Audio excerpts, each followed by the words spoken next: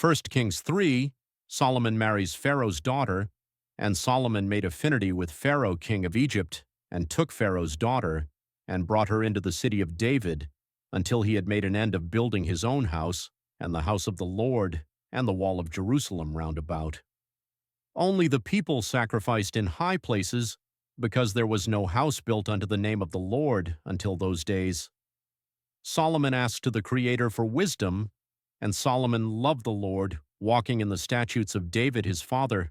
Only he sacrificed and burnt incense in high places.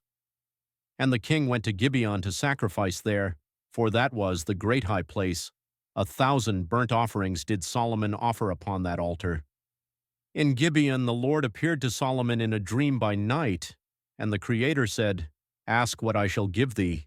And Solomon said, Thou hast showed unto thy servant David my father great mercy, according as he walked before thee in truth, and in righteousness, and in uprightness of heart with thee. And thou hast kept for him this great kindness, that thou hast given him a son to sit on his throne, as it is this day. And now, O Lord my Creator, thou hast made thy servant king instead of David my father, and I am but a little child. I know not how to go out or come in, and thy servant is in the midst of thy people which thou hast chosen, a great people that cannot be numbered nor counted for multitude. Give therefore thy servant an understanding heart to judge thy people, that I may discern between good and bad, for who is able to judge this thy so great a people? And the speech pleased the Lord that Solomon had asked this thing, and the Creator said unto him, Because thou hast asked this thing, and hast not asked for thyself long life, neither hast asked riches for thyself, nor hast asked the life of thine enemies, but hast asked for thyself understanding to discern judgment. Behold, I have done according to thy words. Lo, I have given thee a wise and an understanding heart, so that there was none like thee before thee, neither after thee shall any arise like unto thee. And I have also given thee that which thou hast not asked, both riches and honor, so that there shall not be any among the kings like unto thee all thy days. And if thou wilt walk in my ways to keep my statutes and my commandments as thy father David did walk, then I will lengthen thy days. And Solomon awoke, and behold, it was a dream.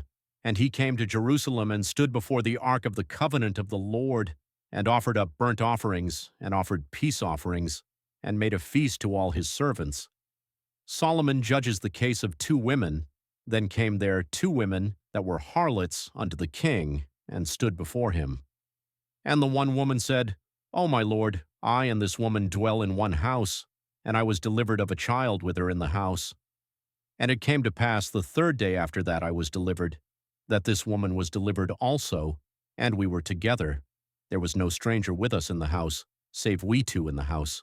And this woman's child died in the night, because she overlaid it. And she arose at midnight, and took my son from beside me, while thine handmaid slept, and laid it in her bosom, and laid her dead child in my bosom. And when I rose in the morning to give my child suck, behold, it was dead. But when I had considered it in the morning, behold, it was not my son which I did bear. And the other woman said, Nay, but the living is my son, and the dead is thy son. And this said, No, but the dead is thy son, and the living is my son. Thus they spake before the king. Then said the king, The one saith, This is my son that liveth, and thy son is the dead.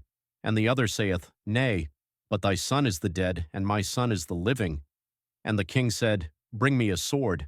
And they brought a sword before the king. And the king said, Divide the living child in 2, and give half to the one and half to the other. Then spake the woman whose the living child was unto the king, for her bowels yearned upon her son, and she said, O my lord, give her the living child, and in no wise slay it. But the other said, Let it be neither mine nor thine, but divide it.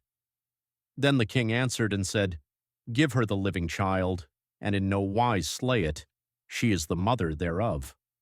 And all Israel heard of the judgment which the king had judged, and they feared the king, for they saw that the wisdom of the Creator was in him to do judgment.